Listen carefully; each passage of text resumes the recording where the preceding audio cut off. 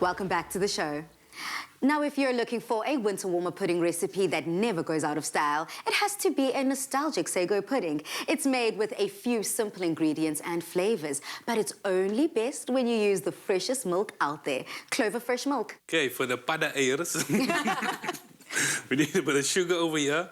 There's spices here, but it's up to your sort of discretion. If you enjoy star anise in your pudding, or if you like the flavour of star anise, bay leaves, you can play around with the flavourings in terms of spices, because it basically is just a flavouring to your tapioca or sago per se.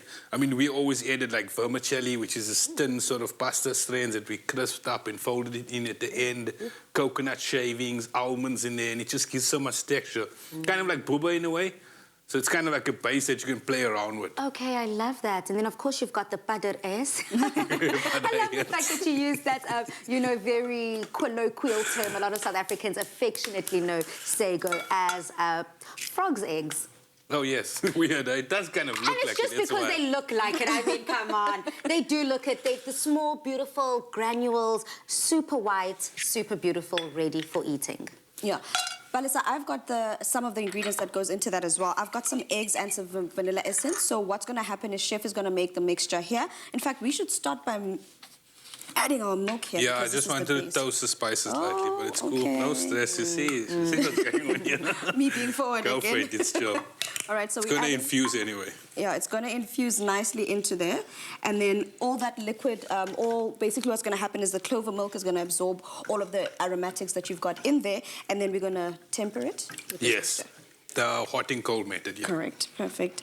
All right, I'm going to add some vanilla essence to this right now. And this is also another depth of flavor because you've got those aromatics that you added in there. But one thing I've noticed whenever people bake or make desserts, it is always important to add some vanilla essence in there, especially if you've got eggs, because you don't want an eggy flavor in whatever you're making. Okay, and in front of me, Dumi, what is here? Balisa, you just always make things pretty. So you're basically adding the last touch to our pudding because not only are we making a sago pudding, but we're also going to bake it like we would normally rice pudding. So we're putting it into the oven, and then we're going to sprinkle that beautiful cinnamon sugar that you're making right on the top of our sago pudding. The cinnamon smells amazing. Do you guys remember fire bombs back in the day? That sweet that you put in your mouth, that's basically a fire explosion. Cinnamon galore. This is almost the same. I mean, it smells delicious. And I'm just going in here with the sugar, and then this is what's going to just be that, you know, not cherry on top, but I suppose that little sprinkling on top. A little bit of sprinkling on top, Bale. Chef, I just want to find out from you, how often, or have you made sago before? Oh, yes, a lot. Jeez, we grew up eating this like all the time. And what other flavorings would you use? Like, what else would you add to it? Like I was saying, we'd add like almond essence to it, pistachio nuts, it's ground up as well, curry leaves at times as well. Cardamon's very like important for it. I see you've got that here any now. flavour you want to add to it, basically. Now, apart from using only the freshest milk, the key to this recipe is the time and, of course, low, slow simmer. Correct, Balisa. That's what we're doing over here. And then luckily, because we also, like you said, we're using Clover Fresh milk, which stays fresh for up to 18 days. It's undergone so many quality tests, 80 quality tests, to make sure that when we make dishes like this, we don't have to worry about quality.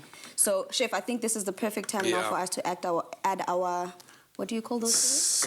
Pada Pada Okay, cool. So what has happened is you've soaked your sago beforehand, and I don't know how necessary that is because I know some people don't soak their pada. It's very important because there's so much starch in the tapioca. It's basically a root that's like turned into these little pearls. Okay. And there's so much starch in it where as soon as you add it to your milk, it just clumps up immediately. So by allowing it to soak overnight, you release some of that excess starch that you don't really want in there immediately.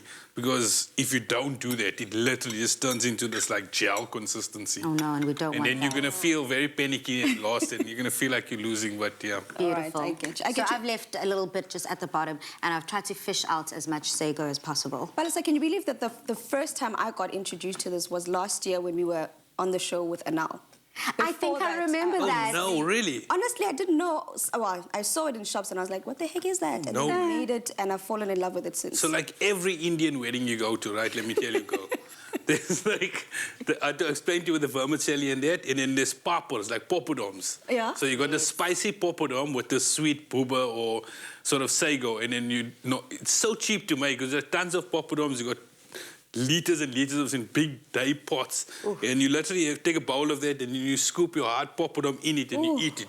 It was spicy, savory with the I was going sweet. to say, the sweetness with that spicy, savory, it's how do you something make else, sense of it all? But it sounds delicious. It's absolutely to die for. Definitely, chef. So at which point do we start tempering? We actually here now.